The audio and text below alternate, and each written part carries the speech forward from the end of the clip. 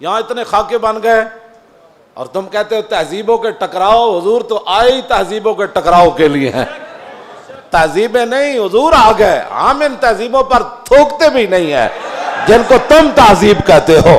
جن کو اپنی ماں اور بہن کا پتہ نہیں ہے وہ کون سی تہذیب ہے؟ ہاں جی. جن کو خنزیر اور بکری کے فرق کا پتہ نہیں ہے وہ کون سی تہذیب ہے؟ بزدلو، جو دین کی ترجمانی نہیں ہوتی تو پھر ایسے لوگوں کو میدان میں لاؤ جو دین کی ترجمانی کر سکے. دین کے لبادے بھی اوڑے ہوئے اور جناب بڑے بڑے جبے اور دستاریں بھی تم نے پہنی ہوئی ہیں اور حضور کی عزت پر بات نہیں کر سکتے تم. اور تمہاری یہ عزتیں کس کے لیے ہیں؟ سنو، یہ سارے بہت سارے لوگوں کے مرید ہوتے ہیں اور میرے بارے میں پھر کہتے ہیں آپ نے ہمارے پیر کے بارے میں. میں تو پیر فقیر کے بارے میں بات کرتا ہی نہیں ہوں. داتا صاحب کتنے بڑے پیر ہیں. داتا صاحب نے پتہ کیا لکھا؟ ولی کی ساری زندگی نبی کے ایک سانس کے برابر نہیں ہے.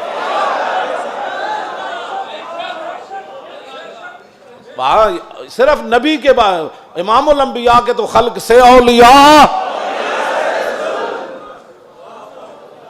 یہ داتا صاحب کشف المحجوب لکھی گل. ہن گل کرو تسی. جدوں حضور دی عزت دی گل آوے تے پھر کھڑا کوئی نہ ہوئے پھر وہ پیر ہے. تے پھر اپنی جاناں بچائے تے اپنے جناب ادارے بچائے تے اپنے خانقاہاں بچائے. رسول اللہ کی تو سانس کی بھی کروڑوں حصے کرو نا پھر بھی اس کی ساری زندگی اس کے برابر نہیں ہو سکتی. کروڑویں حصے کے بھی. یہ تو داتا صاحب نے صرف انبیاء کی بات لکھی ہے.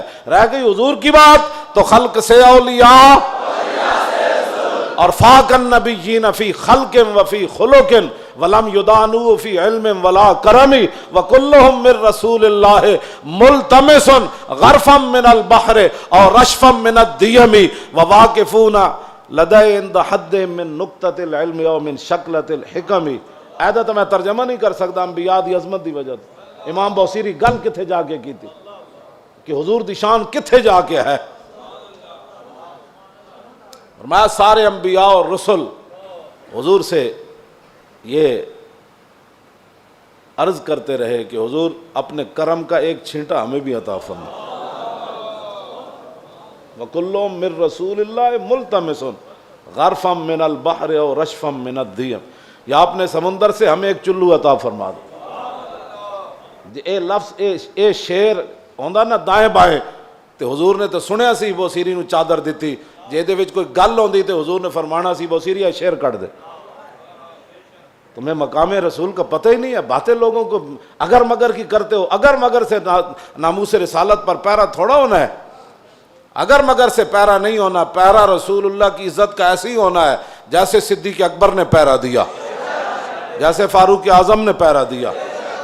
باقی رہ گیا حضور کا جلال, تو وہ میں آپ کو پڑھ کے سنا دیتا ہوں کہ حضور کا جلال کیا تھا. مولا علی راوی ہیں اس کے. اب مولا علی کیا کہتے ہیں, غزوہ خندق کے موقع پر جب رسول اللہ پہرا دے رہے تھے ہمارے ساتھ کھڑے ہو کر, 25,000 کا لشکر خندق کے کنارے کھڑا ہے اور وہ یہ چاہتے ہیں کہ عمر بن عبد ود کی طرح ہم اپنے گھوڑے دوڑا کر خندق کو عبور کریں اور مدینہ پاک پر حملہ آور ہو جائیں, حضور پر حملہ آور. حضور خود پھر تلوار پکڑ کے کھڑے ہو گئے. اور جب رسول اللہ بھی کھڑے تھے وہاں تو سورج غروب ہو گیا. حضور کی ظہر کی نماز بھی قضا ہو گئی. جب عصر کی نماز قضا ہو گئی تو محبوب, یہ بھی حضور کی رحمت للعالمین بھی ہے, یہ بھی خلق عظیم ہے. تم نے کون سا خلق عظیم کی مثالیں دیتے ہو؟ مائی کوڑا پھینکتی تھی اور تم یہ باتیں لوگوں کو سکھاتے ہو فلاں کو معاف کر دیا. وہ حضور کا اپنا حق تھا معاف کیا. امتی کو حق نہیں بنتا کہ وہ حضور کی طرف سے خود منصف بن کے لوگوں کو معاف کرتا رہے. یہ قیامت کو فیصلے ہوں گے کہ رسول اللہ نے کس کو معاف کیا اور کس کو معاف نہیں فرمایا. ہم کون ہوتے ہیں حضور کے حق معاف کرنے والے؟ اب جب سورج غروب ہو گیا تو ذرا سنیں حضور کا دعائے جلال کیا تھی.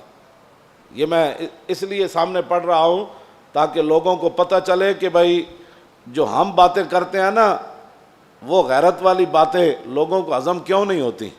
وہ چاہتے ہیں کہ فرانس حضور کے خاکے بھی بنائے اور ہم مذمت کر کے فارغ ہو جائیں, اور ان کے اندر اتنی غیرت ہو کہ ان کے صدر کے خلاف بات ہو تو وہ اپنا سفیر واپس بلا لے. عالم تسا کی حضور دا کلمہ پڑھیا او 55 ملک ہو یا 56 ملک ہو، ایدا ایک جواب دیو تسا رسول اللہ دا کی کلمہ پڑھیا؟ صرف انہیں اتنی گل کی تھی صدر دا دماغ خراب ہے، یہ صدر دا دماغ خراب ہے۔ اردگان اے گل کی تھی، انہوں نے غیرت آئی، انہوں نے اپنا سفیر بلا لیا تے رسول اللہ تے گھر دے بھی انہوں نے خاکے بنائے۔ تساں کی غیرت کی تھی؟ اور جڑے غیرت دا سی سبق دین دیاں تسی فرانس دے خلاف ساڑھے مسیطہ تے حملے کرنے ہو، ساڑھے علماء دے تسی جلوس بند کیتے، نہیں جی اجازت نہیں ہے، حالات نہیں ٹھیک۔ اور کیڑے حالات اسی بنائے؟ تساں بنائے حالات خراب، تساں یہود و نصارہ دی ایجنٹی کی تھی، تساں چوڑی بار بھیجی اور تساں چوڑی بار بھیجی، اور پھر تم نے اس پر فخر بھی کیا، تم نے اس پر فخر بھی کیا۔ ہمیں حضور کی غلامی پر بھی فخر ہے اور ممتاز قادری کے عمل پر بھی فخر ہے، غازی ظہیر کے عمل پر بھی فخر ہے، اور غازی عبداللہ کے عمل پر بھی فخر ہے کہ اس نے گستاخ کو پکڑ کر ایسے گردن کاٹ دی، اس پر بھی ہمیں فخر ہے۔ اور فرانس کے اندر جو کچھ مسلمان اپنی بساط کے مطابق گستاخان کے خلاف کر رہے ہیں، ہمیں اس پر بھی فخر ہے، ہمیں اس پر بھی فخر ہے، ہمیں اس پر فخر ہے، ہم ان کے ساتھ ہیں۔ تم گستاخ کو چھوڑ کر کہتے ایک چھوٹے سے گروہ تھا اور ہم نے اس کو اندر کر دیا اور چوڑی کو چھوڑ دیا، تم نے اس پر فخر ہے اور اس فخر پر قائم رہنا، دنیا میں بھی قائم رہنا ہے تم نے اور قبر میں بھی قائم رہنا ہے، کل حشر میں بھی تم نے اس پر قائم رہنا ہے۔ اور ہم دنیا میں بھی قائم کھڑے ہیں کہ ممتاز قادری کے ساتھ کھڑے ہیں، ہم تمام غازیان اسلام کے ساتھ کھڑے ہیں، ہاں جی تمام محافظان ناموس رسالت کے ساتھ کھڑے ہیں، ہمیں اس پر فخر ہے، اور ہم کل قبر کے اندر بھی ہمیں اس پر فخر ہے، اور کل قیامت والے دن تو پھر بات ہی رسول اللہ کی ہے۔ حضور کا جلال دیکھیں،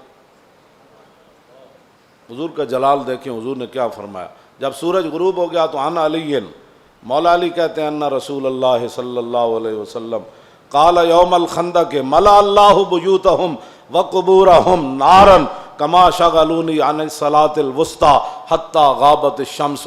مولا علی فرماتے ہیں جب سورج بالکل قریب جا پہنچا اور غروب ہونے کے جب قریب ہوا تو حضور نے اس وقت کیا فرمایا؟ یا اللہ انہوں نے ہمیں عصر کی نماز نہیں پڑھنے دی، اب ان کا کیا علاج ہے؟ یا اللہ ان کے گھر بھی ان کی قبریں بھی آگ سے بھر دے۔ یہ بھی تو بتاؤ نا خلق عظیم، یہ بھی لوگوں کو بتاؤ۔ کہتے حضور نے یہ جملہ فرمایا ادھر سورج غروب ہو گئے، تو یہ بھی بتاؤ کہ رسول اللہ نے کیا بات فرمائی پھر اس موقع پر۔ یہ تم نے حدیثیں سنائی ہوتی نا تو کسی کافر کی جرت نہیں تھی کہ وہ حضور کے بارے میں بات کرتا۔